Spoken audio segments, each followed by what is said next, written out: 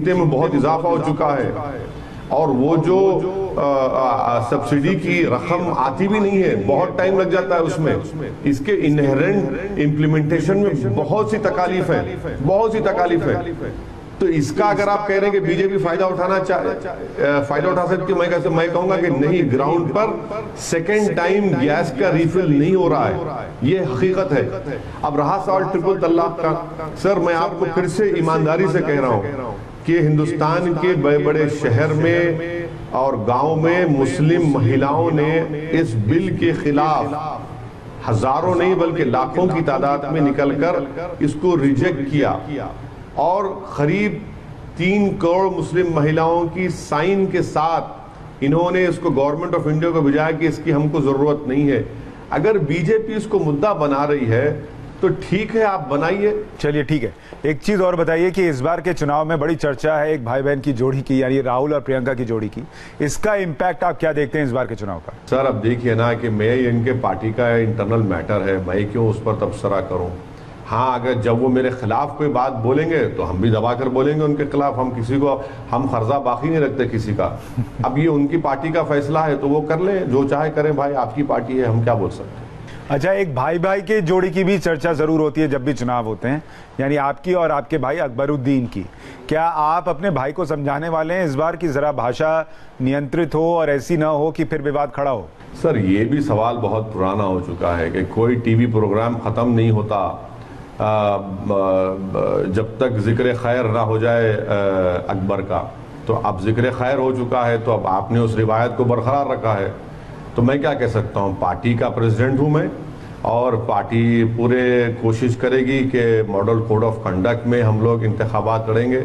2 महीने पहले असेंबली के चुनाव हुए तेलंगाना में और आप देखिए कि एक केस नहीं, इतना पीसफुल इलेक्शन हुआ पूरा तेलंगाना में, हैदराबाद में। मैं तो हैदराबाद और तेलंगाना की पुलिस को मुबारकबाद देता हूँ, डीजीपी को, कमिश्नर पुलिस को, कि किसी को एक तमाचा किसी को नहीं लगा।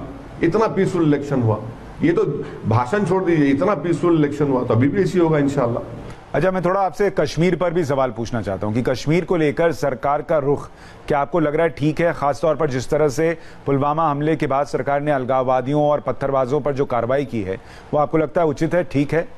सर मुझे एक बात बताइए, मैं कोई बिल्कुल पॉलिटिक्स नहीं कर रहा हूं।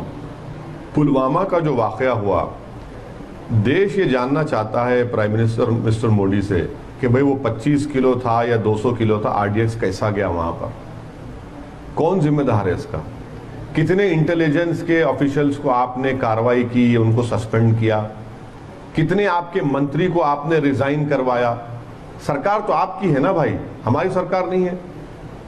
अब ये बात, अच्छा दूसरी बात, आप देखिए कि अनंतनाग की पार्लियामेंट सीट का इलेक्शन हो रहा है। अब मेरे छोटे से पॉलिटिकल कैरियर में मैंने कभी ऐसा नहीं सुना कि एक पार्लियामेंट की सीट का चुनाव 3 फेज में होगा। 4 डिस्ट्रिक्ट, 2016 से वो सीट खाली है, अब हम पार्लियामेंट का इलेक्शन करा रहे, 3 फेज में होगा।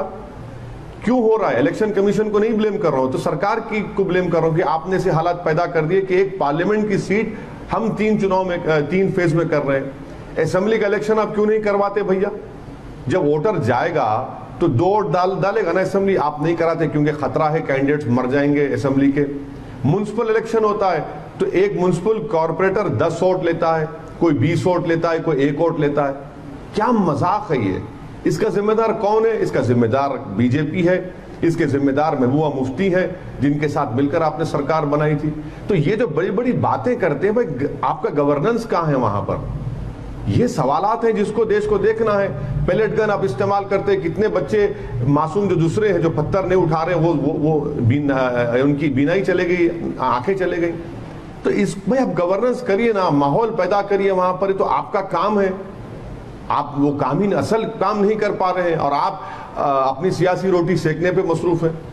अच्छा चलिए, एक और सवाल सियासत से जुड़ा हुआ, 2019 के चुनाव से जुड़ा हुआ, कि अगर सियासी हालात कुछ यूं बने कि राहुल गांधी या नरेंद्र मोदी में से किसी एक को पीएम बनते देखना हो, तो ओवैसी किसे पीएम बनते देखना चाहेंगे?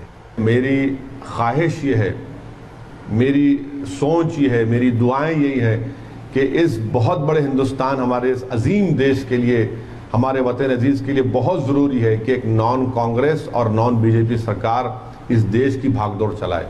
ये बहुत जरूरी है इस देश के लिए। तो मोटे तौर पे ये माने कि ओवैसी जो हैं वो न तो राहुल गांधी को पीएम बनते देखना चाहते हैं, ना नरेंद्र मोदी को। वो चाहते कोई नॉन कांग्रेसी, नॉन बीजेपी सरकार बने और उसका ही प्रधानमंत्री बने। बहुत शुक्रिया ओवैसी साहब हमसे इस चर्चा में जुड़ने के लिए, बात करने के लिए। Thank you sir.